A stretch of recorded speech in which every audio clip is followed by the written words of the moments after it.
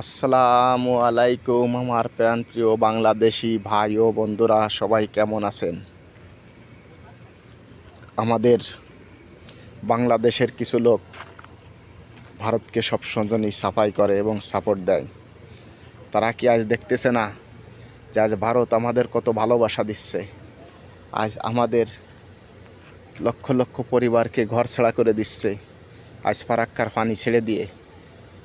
আজ মানুষ কত অসহায়, আমরা প্রবাসে আছি, আমরা নেটে দেখতেছি, আমাদের বুকটা ফেটে যাচ্ছে যে আজ কত বড় আর্তনাদ, কত কষ্ট। আজ বাংলাদেশের মানুষ পানির উপর দিয়ে ভাসতেছে।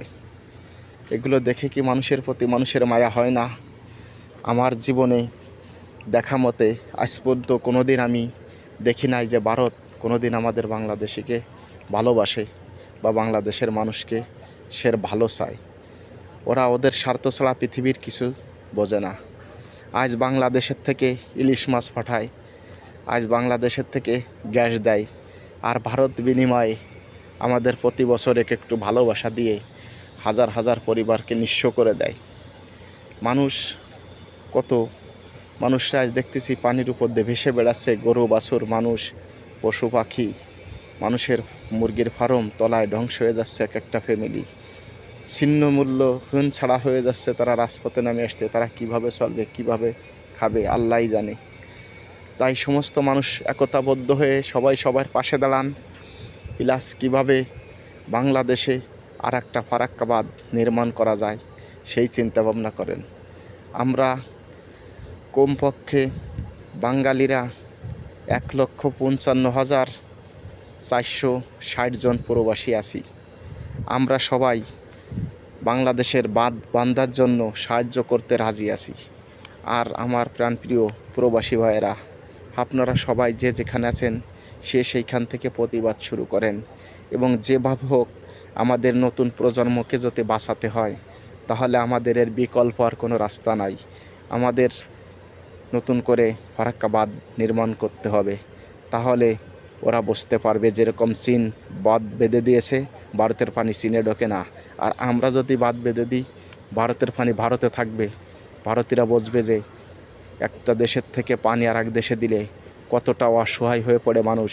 যখন ওরা দেশে পানিবদ্ধ হয়ে ঘরে হাবুডুবু খেয়ে মরবে, তখন ওরা বুঝবে যে আজকে কত বড় পাপ করেছি, মানুষের আজ ঘর ছাড়া বাড়ি ছাড়া করে দিয়েছি। তাই আমার সমস্ত মানুষের প্রতি আমার আহ্বান, আপনারা সবাই একতাবদ্ধ হন এবং এই স্বৈরাচারী ভারতের বিরুদ্ধে রুখে দাঁড়ান, এবং যেভাবে হোক, যত কষ্ট হোক, আমরা সবাই একটা বাঁধ নির্মাণ করার চেষ্টা করি। এবং বাংলাদেশ সরকারের কাছে আমার একটা আবেদন, আপনি যেভাবে পারেন, যেভাবে হোক বাংলাদেশে একটা বাঁধ দেওয়ার ব্যবস্থা করেন। আপনি আমাদের কাছে সাহায্য চান, আমরা প্রবাসীরা সাহায্য করতে রাজি আছি। যে কোনো মুহূর্তে বাংলাদেশের যে কোনো দুর্যোগ মোকাবেলায় আমরা সবসময় বাংলাদেশের পাশে থাকব। কারণ আজ আমরা আমাদের বাংলাদেশি ভাই বন্ধু আত্মীয় স্বজন তাদের ভালো রাখার জন্য আজ আমরা দেশ ত্যাগ করেছি, এবং আমরা চাই আমাদের শ্রমের বিনিময়ে বাংলাদেশ সুখে থাকুক, শান্তিতে সবাই বসবাস করুক। এই বলে আমার কথা আমি শেষ করছি। আল্লাহ হাফেজ। সবাই ভালো থাকবেন। সবাই আমার কথাটা একটু চিন্তা করবেন যে আমি কথাটা সত্য না মিথ্যা বলেছি, একটু যাচাই করে দেখবেন। সবাই একতাবদ্ধভাবে যদি চলি সব কিছু করা সম্ভব।